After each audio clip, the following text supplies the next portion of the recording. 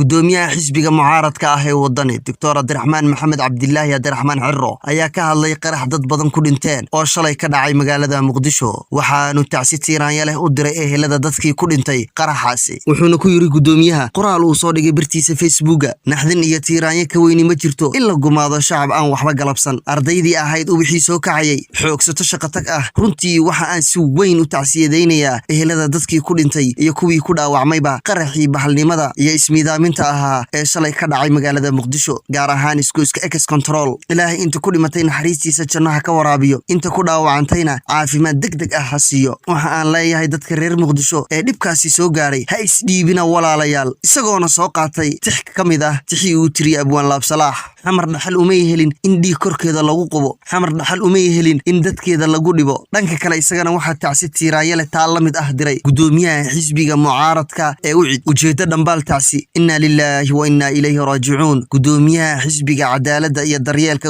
injineer Faysal Cali Waraabe isaga oo ku hadlaya magaciisa kan hoggaanka sare ee xisbiga taageerayaasha xisbiga iyo guud ahaanba shacabka jamhuuriyadda Somaliland waxa uu dhambaal tacsi ah u dirayaa eheladii iyo qaraabadii ay ka baxeen dadkii shacabka ahaa ee ku nafwaayay weerarkii ismiidaaminta ahaa ee maalintii shalay ay taariikhduna ahayd 28 bishii 12 sanadda